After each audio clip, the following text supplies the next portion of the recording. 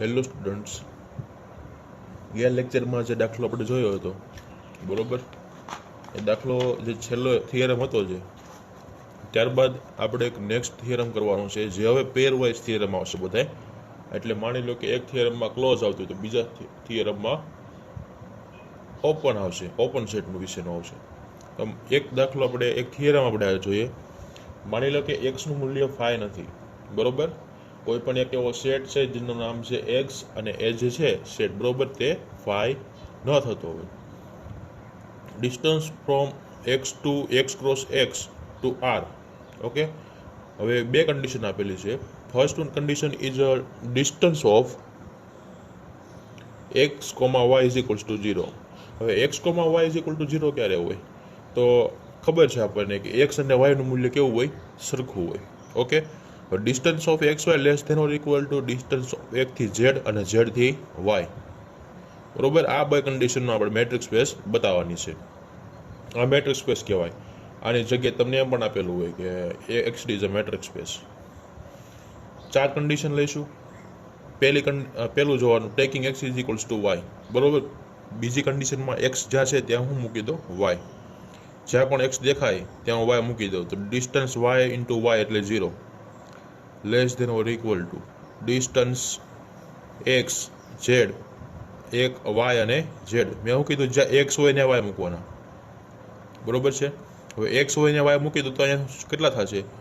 Distance two distance x હોય ત્યાં Y અથવા વાય હોય ત્યાં ઝેડ મૂકી દો તો પણ ચાલશે. એટલે distance x z, distance x z greater than equal to 0. X અને ઝેડ કેમાંથી લીધેલા છે? કેપિટલ એક્સમાંથી. Distance of x z greater than or equal to 0 બરોબર ને, આ રીતે લખાય ને. હવે બીજી કન્ડિશન છે આપણે distance of x y is equals to 0 બરોબર. એ તો આપણને પહેલામાં આપેલું જ છે એટલે બીજી કન્ડિશન પણ સાબિત થાય છે.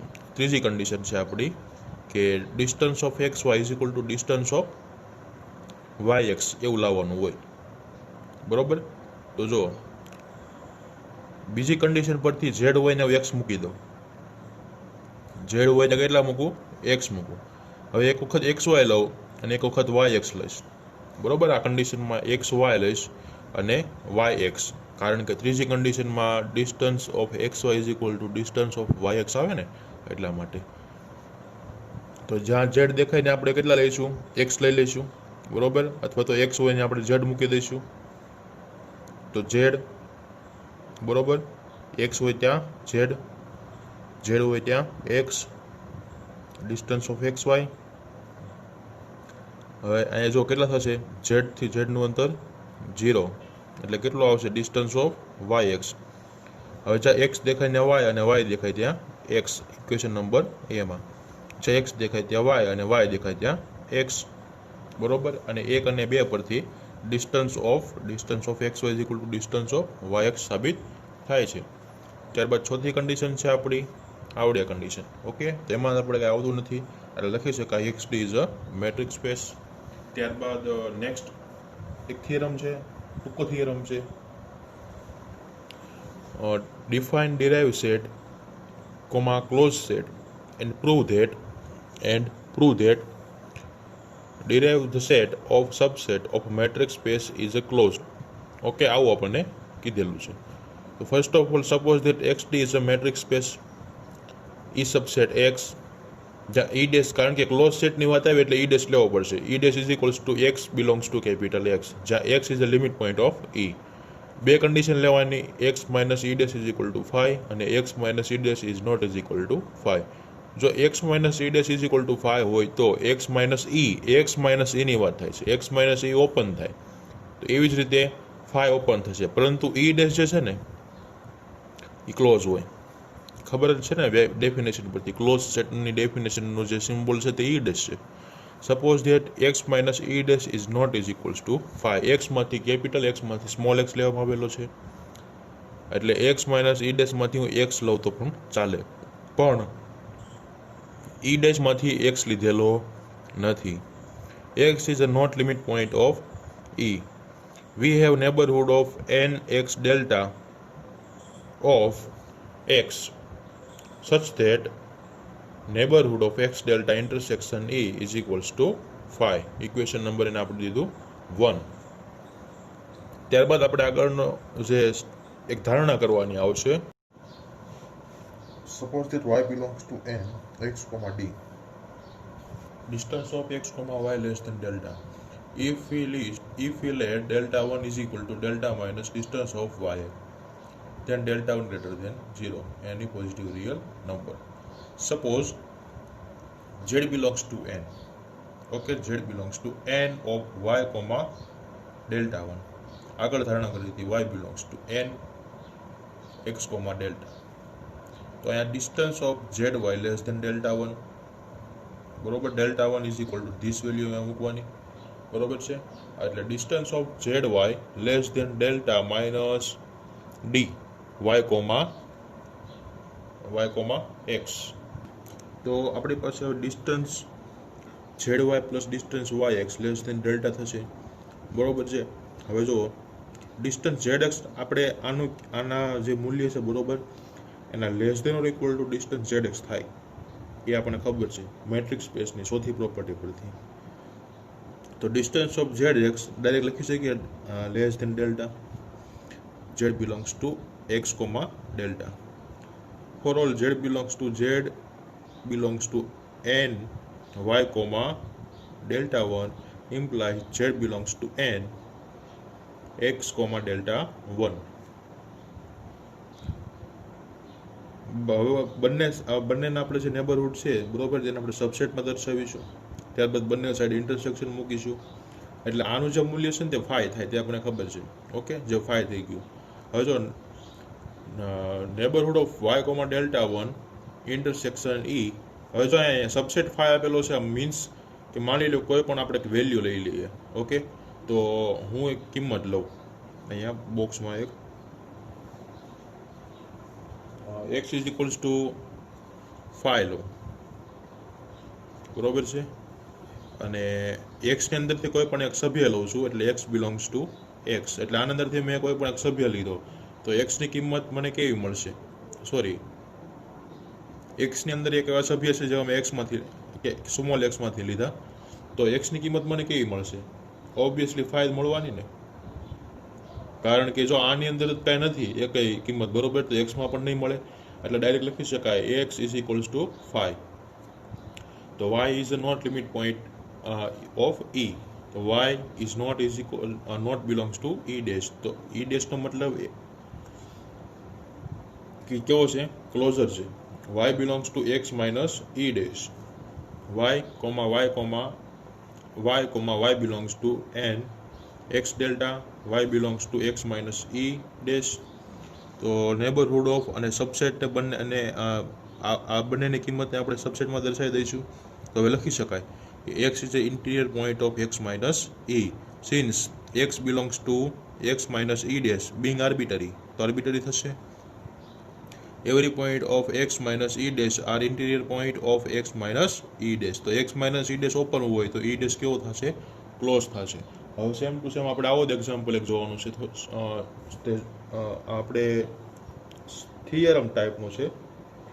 આ જે થિયરમ જોયો તો સેમ ટુ સેમ એ જ તે, પણ ઓપનની જગ્યાએ ક્લોઝ આવશે. Define closure and close set, then prove that closure of subset of matrix space is closed. બરોબર, સેમ ટુ સેમ એ જ થિયરમ છે. તમે એક વખત જોઈ લો, અને આ થિયરમમાં ખબર ન પડતી હોય ને તો મને કહેજો.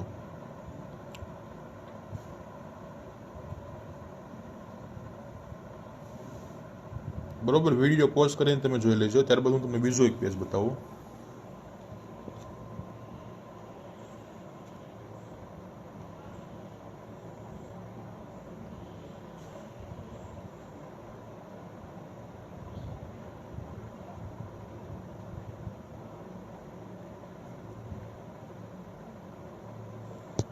ત્યાર પછીનો નેક્સ્ટ થિયરમ, પેરવાઇઝ મેં તમને કીધું તો થિયરમ આવશે. માની લો કે every open interval is an open set. Prove that every open interval is an open set. તો AB બિલોંગ્સ ટુ R. કોઈ રિયલ નંબરમાંથી બે સભ્ય લીધા AB, જેમાંથી A નું મૂલ્ય મોટું છે, B નું મૂલ્ય એના કરતાં પણ મોટું છે. E is equal to AB in open સેટમાં જ છે. વી claim E is equals to A plus B ના છેદમાં 2 કોમા B માઇનસ એના છેદમાં 2. Suppose x belongs to n, એટલે કે આમાંથી એક સભ્ય લઈ લીધો મેં, થયો x. હવે જો distance of x comma a plus b by 2 less than b minus a by 2. કોઈ પણ મેં એક સભ્ય લીધો છે, બરોબર, ડિસ્ટન્સ માટે x કોમા આપણા distance of x comma y, બરોબર છે. તો તમે કહી શકો કે આપણે નેબરહુડ લીધેલા છે, બરોબર છે. નેબરહુડ લીધેલા હોય, બરોબર, તો એમાંથી એક પોઈન્ટ મેં લઈ લીધેલો છે y તરીકે a પ્લસ b ના છેદમાં 2, બરોબર, less than b minus a by 2. કારણ કે આ તો મૂલ્ય હંમેશા મોટું હોય, આ મૂલ્ય કેવું હોય, નાનું નેબરહુડમાં. હવે એટલે થશે less than b minus a by 2. હવે માની લો કે હું અહીંયા ડિસ્ટન્સને દૂર કરતા એટલે મોડ્યુલસ લાગી જાય, કારણ કે ડિસ્ટન્સ જે છે તે હંમેશા પોઝિટિવ હોય, એટલે આપણે મોડ્યુલસ મૂકવો પડે. x minus a plus b by 2 less than b minus a by 2. હવે જુઓ કે આપણને ખબર છે કે x આનું જે મૂલ્ય છે, બરોબર, કોની વચ્ચે હોય, પ્લસ અને માઇનસનું મૂલ્યની વચ્ચે હશે, બરોબર. આની કિંમત એકવાર માઇનસ લેવાની, એકવાર પ્લસ લેવાની. એ બંને મોડ્યુલસ દૂર કરીએ એટલે કેવા થાય, પ્લસ ઓર માઇનસ થઈ જશે. આ માઇનસ b અને જે 2 છે ને આ સાઈડ ગુણાઈ જશે, એટલે કે 2x minus a plus b minus b plus 2a minus b. આ બંને ત્રણેય જગ્યાએ એનો ઉમેરો કરીએ તો 2a, અહીંયા થશે માઇનસ અને પ્લસ a એટલે કેન્સલ થઈ જશે, અને અહીંયા થશે ખાલી b. હવે આપણે બધી સાઈડ b નો ઉમેરો કરીએ, આમાં b ઉમેરીએ એટલે કેન્સલ થઈ જાય, એટલે ખાલી 2a. આમાં ઉમેરીએ એટલે 2x, આમાં b નો ઉમેરો કરવી એટલે કે 2b. હવે જુઓ, 2 વડે ભાગતા a less than x less than b. તો x ની કિંમત જે છે, બરોબર, તે ક્યાં કોની વચ્ચે છે, a અને b ની વચ્ચે, એટલે x belongs two a comma b. Open interval a comma b છે, એટલે x બિલોંગ્સ ટુ e લખી શકું. x belongs to n a plus b by 2 comma b minus a by 2. x belongs to neighbourhood of, okay, અને implies x belongs to e. તો e is equals to neighbourhood of this value. Since neighborhood of a point of a matrix space is an open set n, a plus b by 2, comma b minus a by 2 is open set. E is equal to n of ab is an open set. ત્યારબાદ close interval માટેનો એક example લઈએ, theorem લઈએ. તો close interval માટે જુઓ,